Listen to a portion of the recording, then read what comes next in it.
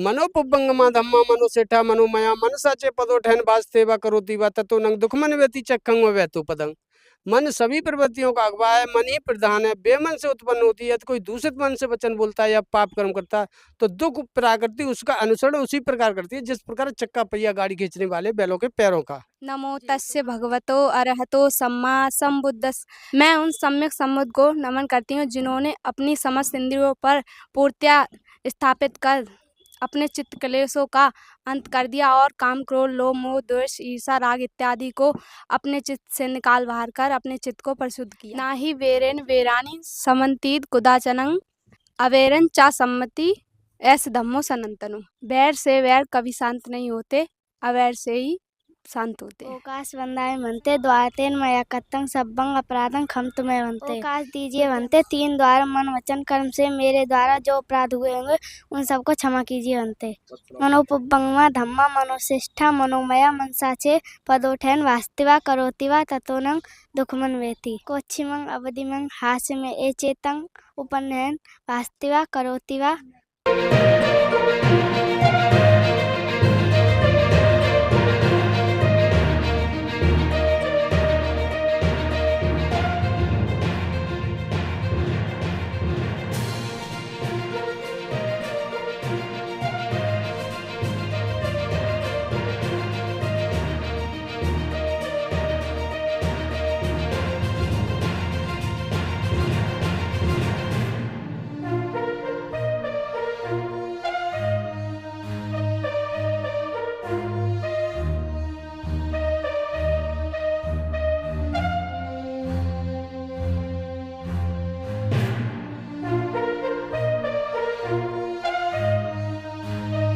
नमस्कार, आप देख रहे हैं एनबी न्यूज 24x7 नीलम बोध के साथ। और साथियों, आज मैं उत्तर प्रदेश के कासगंज जिले में, उसमें बहुत सारे गांव हैं, उसी में से एक गांव है मामूरगंज। और यहां पर जो मेरा आना हुआ है, मैं आपको बता दूं, क्योंकि लगातार बाबा साहब की जयंती पूरे भारत देश में मनाई जा रही है। तो उसी कड़ी में धम्पत संघ लगातार जिस तरह से सांस्कृतिक परिवर्तन यात्रा के तहत गली गली गाँव गाँव कूचे कूचे जाकर जो बाबा साहब की विचारधारा है उसका प्रचार कर रहा है। और पूरे भारत देश में धम्पत संघ ने लगातार पिछले 4 सालों में 300 आचार्य बना दिए हैं प्रशिक्षण देकर। तो उसी में से एक आचार्य हमारे साथ में है, तो पहले मैं उन्हीं से जुड़ने का प्रयास करूंगी, जानने का प्रयास करूंगी और पूरा परिचय मैं जानना चाहूंगी। आदरणीय जी, पहले अपना पूरा परिचय दें। आचार्य मुकेश कुमार जी, आदरणीय जी। और मैं पहले सभी को, आपके दर्शकों को जय भीम नमो बुद्धाय। जी, जय भीम नमो बुद्धाय। आचार्य जी, मैं ये जानना चाहूंगी, क्योंकि अभी आपने एक शब्द इस्तेमाल किया कि मैं आचार्य मुकेश कुमार, तो आचार्य कैसे हैं, थोड़ा सा इस पर प्रकाश डालें। जी आदरणीय, मैं ज़्यादातर पूजा पाठ में ध्यान देता था, तो मैंने हनुमान जी का व्रत रखा 2 साल। और आदरणीय फिर मैंने शनिदेव जी का व्रत रखा।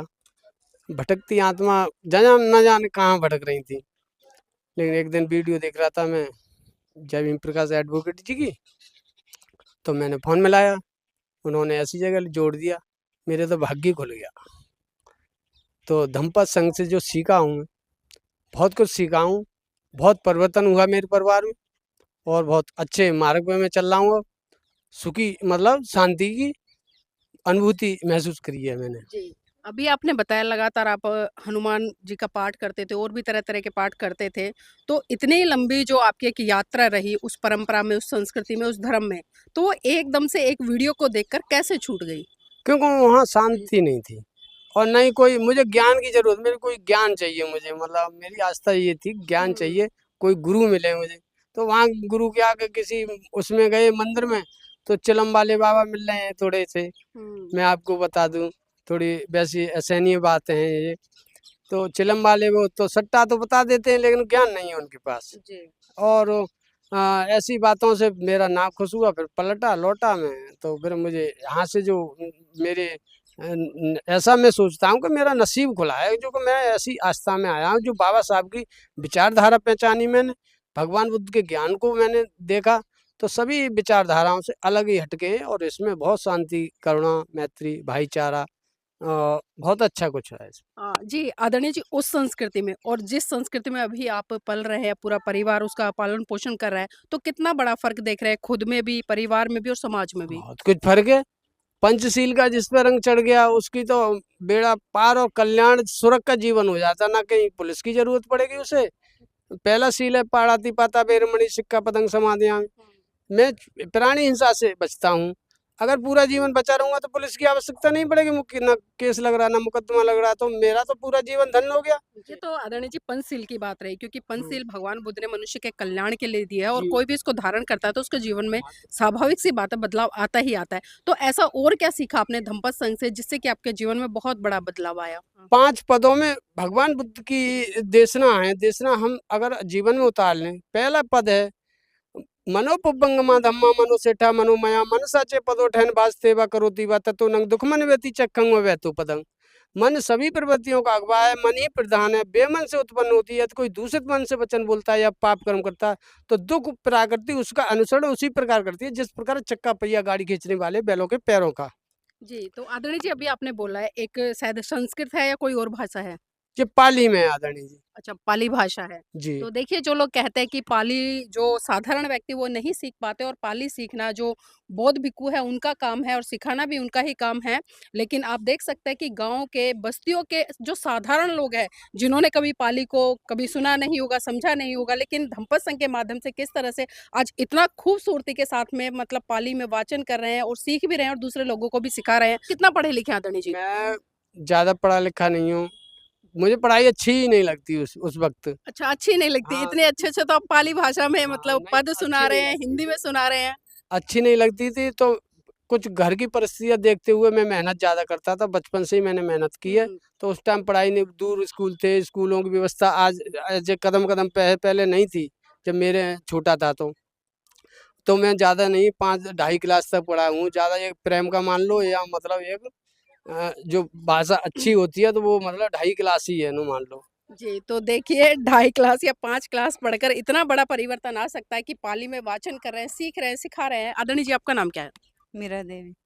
मीरा देवी जी, आपके पति अभी बहुत सारी बातें बता रहे थे, तो ये बताइए जब आप लोग हिंदूवादी व्यवस्था में थे और अभी बुद्धिज़्म को फ़ॉलो कर रहे हैं, तो जो इनका व्यवहार था, पहले से अच्छा हुआ है या अच्छा। वैसा ही है? अच्छा है पहले से। कैसे अच्छा है? थोड़ा-सा बताएँ। अब अच्छा है पहले अब वो रहते वैसे और अब सही रहते हैं।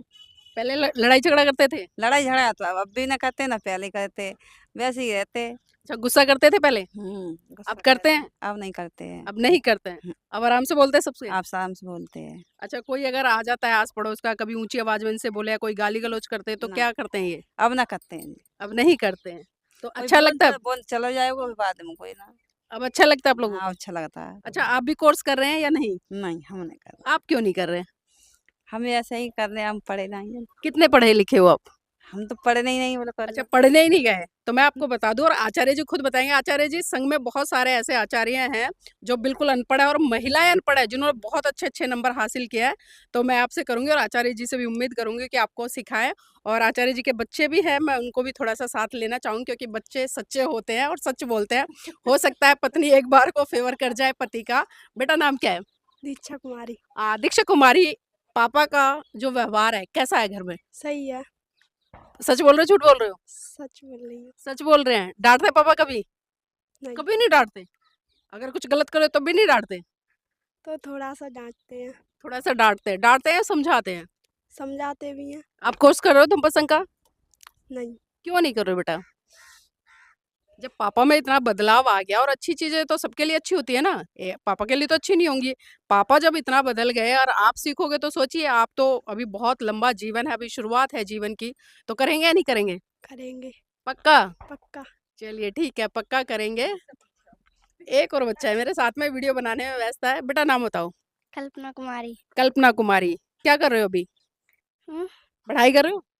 कौन-सी क्लास में हो? 7th 7th में। अच्छा अब पापा ने कोर्स किया, अब अब 8th में 8th में हो गए, चलो बहुत अच्छी बात है। तो आपने कुछ सीखा है धम्पत संघ से या कुछ सीख रहे हो? पापा गाते हैं, सुनाते घर में, सीखा है? क्या सीखा बताओ? खमा याचना और 5 पद। खमा याचना आती है आपको? सच में? सुनाओ तो। ओकाश वंदाय मनते द्वारतेन मया कत्तं सब्बं अपराधं खमतुमे वन्ते। ओकाश दीजिए वन्ते 3 द्वार मन वचन कर्म से मेरे द्वारा जो अपराध हुए होंगे उन सबको क्षमा कीजिए वन्ते। और कुछ सुनाएं। मनोपुब्बंगमा धम्मा मनोशिष्ठा मनोमया मनसा चे पदोठैन वास्तिवा करोति वा ततोनं दुखमन वेति। और दूसरा वाला पद सुनाओ कोई। कोच्छिमं अवधिमं हास्य में ए चेतं उपनयन वास्तिवा करोतिवा। अभी तैयारी चल रही है, लर्निंग प्रोसीजर पे है, लेकिन फिर भी देखिए बच्चों के एफर्ट्स हैं और कोशिश करने वालों की हार नहीं होती है। एक बेटी और है मेरे साथ में, आपका नाम क्या है? स्वसी कुमारी। सुहासी कुमारी, आप सीख रहे हैं कोर्स या कोर्स सीखा है मैंने। सीखा है? क्या कुछ सीखा, थोड़ा बताएं हमारे दर्शकों को। कोई भी पद सुनाए धमपद का। नाहि वेरेन वेरानि समन्तीत कुदाचनं न अवेरन चा सम्मति ऐस धम्मो सनातनो। इसकी हिंदी क्या है? इस संसार में बैर से वैर कभी शांत नहीं होते, अवैर से ही शांत होते हैं। यही दुनिया का सनातन नियम है। तो देखिए यही संसार का सनातन नियम है। और कुछ आता है बेटा? हाँ। अच्छा, नमन बताएं तो। नमो तस्य भगवतो अरहतो सम्मा संबुद्धस्स। मैं उन सम्यक संबुद्ध को नमन करती हूँ जिन्होंने अपनी समस्त इंद्रियों पर पूर्णतया स्थापित कर अपने चित्त क्लेशों का अंत कर दिया और काम, क्रोध, लोभ, मोह, द्वेष, ईर्ष्या, राग इत्यादि को अपने चित्त से निकाल बाहर कर अपने चित्त को परिशुद्ध किया। तो देखिए ये बदलाव है, जिस भी व्यक्ति ने अपनी समस्त इंद्रियों पर पूर्ण तरीके से नियंत्रण स्थापित कर लिया है। और जो भी बिटिया ने बताया, अगर कोई भी व्यक्ति ऐसा करेगा तो स्वाभाविक सी बात है उसके जीवन में कल्याण होगा। और बहुत सारे लोग कहते हैं कि पूजा पाठ, लेकिन भगवान बुद्ध ने जिस पूजा पाठ की बात की है, और इन्होंने भी बताया भी नमन के बारे में कि नमन किसको करना चाहिए, क्यों करना चाहिए और बुद्ध को नमन क्यों करते हैं। तो बहुत सारी चीज़ें साथियों समय समय पर आप हमारे चैनल पर देखते होंगे, कैडर के माध्यम से, मीटिंग के माध्यम से और इस तरह की चर्चाओं के माध्यम से। तो मैं चाहूँगी आप इस वीडियो को लाइक करें, शेयर करें और कमेंट करके अपनी प्रतिक्रिया जरूर दीजिएगा।